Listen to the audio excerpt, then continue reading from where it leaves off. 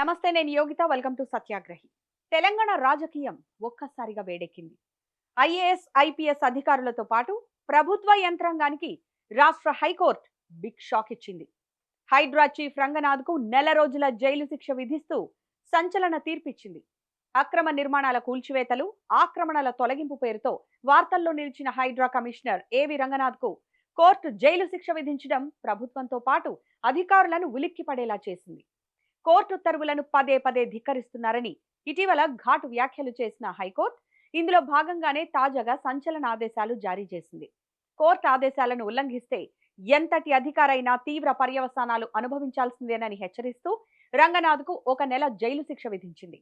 తెలంగాణలో రేవంత్ రెడ్డి ప్రభుత్వం అధికారంలోకి వచ్చిన తర్వాత హైదరాబాద్ పరిధిలోని చెరువులు, కుంటలు, ప్రభుత్వ ఆస్తుల రక్షణే ధ్యేయంగా హైడ్రా అనే ప్రత్యేక వ్యవస్థను ఏర్పాటు చేసింది. ఐజీ స్థాయి సీనియర్ అధికారి ఏవి రంగనాథ్కు దీని బాధ్యతలు అప్పగించారు. ప్రారంభంలో హైడ్రా చేపట్టిన కూల్చివేతలు, చెరువుల రక్షణ చర్యల పేరుతో పేదల ఇళ్లపై విచక్షణారహితంగా విరుచుకుపడటం పెద్ద ఎత్తున చర్చనీయాంశంగా మారాయి. ప్రభుత్వ భూములను కాపాడే పేరుతో హైడ్రా చేపట్టిన కూల్చివేతలు వివాదాలకు కూడా కేంద్ర బిందువుగా మారాయి. హైడ్రా అక్కడితో ఆగలేదు. కొన్ని ప్రైవేట్ భూములపై కూడా తమ ప్రతాపం చూపించడం మొదలుపెట్టింది. ఇక దీంతో కొందరు వ్యక్తులు హైకోర్టును ఆశ్రయించారు. అసలు వివాదం ఎక్కడ మొదలైందంటే మేడ్చల్, మల్కాజ్గిరి జిల్లా లోతుకుంట పరిధిలోని 40 ఎకరాల భూ వివాదంపై కొందరు కోర్టులో పిటిషన్ దాఖలు చేశారు. ఈ పిటిషన్ను విచారించిన కోర్టు స్టే ఆర్డర్ ఇచ్చింది. అయితే కోర్టు ఇచ్చిన స్టే ఉత్తర్వులను కూడా హైడ్రా ఉల్లంఘించడంతో హైకోర్టులో కోర్టు ధిక్కరణ పిటిషన్ దాఖలైంది. ఈ కేసు విచారణ సందర్భంగా హైకోర్టు రిజిస్ట్రీ సమర్పించిన వివరాలు చూసి న్యాయస్థానం తీవ్ర దిగ్భ్రాంతికి గురైంది. ఒకవైపు హైడ్రా కమిషనర్ రంగనాథ్ కోర్టుకు బేషరతుగా క్షమాపణలు చెప్పినప్పటికీ కోర్టు దాన్ని తిరస్కరించింది. 1 కాదు, 2 కాదు, ఏకంగా 63 కోర్టు ధిక్కరణ కేసులు రంగనాథ్పై ఉండడం కోర్టు ఆగ్రహానికి కారణమైంది. రంగనాథ్పై స్వల్ప కాలంలోనే ఏకంగా 63 కోర్టు ధిక్కరణ పిటిషన్లు పెండింగ్లో ఉండటాన్ని హైకోర్టు సీరియస్ గా తీసుకుంది. హైడ్రా ప్రభుత్వం కంటే భిన్నంగా కోర్టుల ఆదేశాలను పట్టించుకోకుండా ఒక సమాంతర పాలనా వ్యవస్థలా నడుస్తోందా అని ధర్మాసనం ప్రశ్నించింది.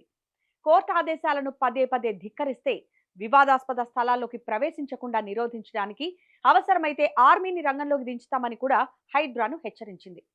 ఇక ఇదే సమయంలోనే ఒక సంచలన నిర్ణయం తీసుకుంది హైకోర్టు. రాజ్యాంగానికి, న్యాయ వ్యవస్థకు ఎవరు అతీతులు కారని తెలుపుతూ వెంటనే ఏవి రంగనాథ్ను హైడ్రా కమిషనర్ పదవి నుంచి తప్పించాలని సెన్సేషన్ ఆర్డర్స్ ఇచ్చింది. ఆయన స్థానంలో అర్హత కలిగిన మరొక అధికారిని నియమించాలని రాష్ట్ర సీఎస్ కు స్పష్టమైన ఆదేశాలు జారీ చేసింది. పదవి నుంచి తొలగించడమే సంచలనం అనుకుంటే ఇప్పుడు అంతకంటే అతి భారీ షాక్ ఇచ్చింది హైకోర్టు. రంగనాథ్కు నెల రోజుల పాటు జైలు శిక్ష విధిస్తూ చట్టాన్ని ఉల్లంఘించే అధికారుల గుండెల్లో రైళ్లు పరిగెత్తించేలా తీర్పు చెప్పింది. కోర్టు ధిక్కరణ కేసుల్లో ఆయన్ను వెంటనే పదవి నుంచి తొలగించాలని తెలంగాణ హైకోర్టు రాష్ట్ర ప్రభుత్వాన్ని ఆదేశించింది.